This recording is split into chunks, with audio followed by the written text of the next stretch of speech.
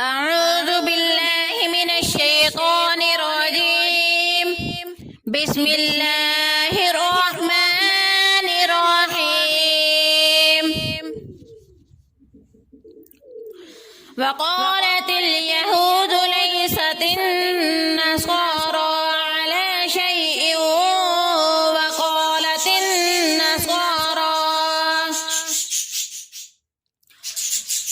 وقالت النصارى ليست اليهود على شيء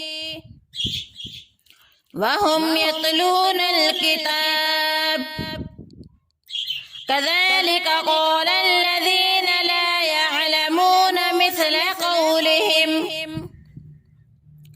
فإن الله يحكم بينهم يوم القيامة فيما كانوا فيه يختلفون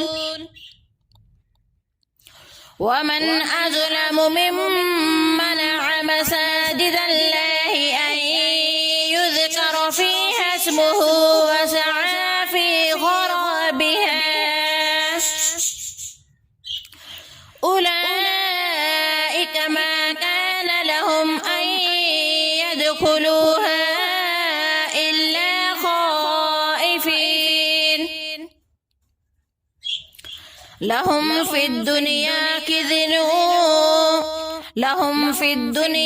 خزي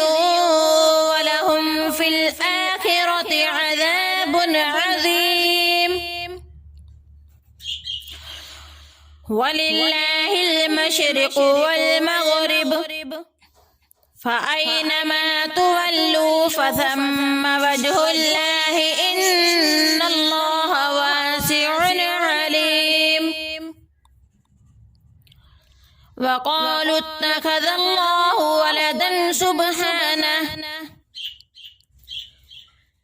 بل له ما في السماوات والأرض كل له قانتون بديع السماوات والأرض وإذا قضى أمرا فإنما يقول له كن فيكون وقال الذين لا يعلمون لولا يكلمنا الله أو تأتينا آية كذلك قال الذين من قبلهم مثل قولهم تشابهت قلوبهم قد بينا الآيات لقوم يوقنون إنا أرسلناك بالحق بشيرا ونذيرا ولا تسأل عن أصحاب الجحيم ولن ترضى عنك اليهود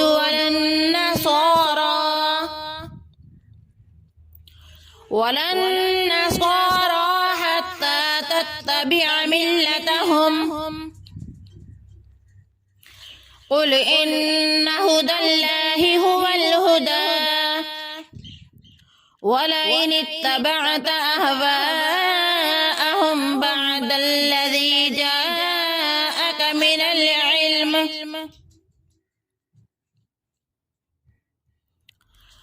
ما لك من الله من ولي ولا نصير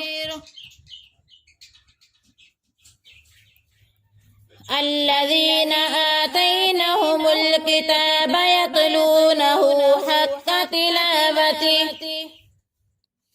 يتلونه حق تلاوته أولئك يؤمنون به ومن يكفر به فأولئك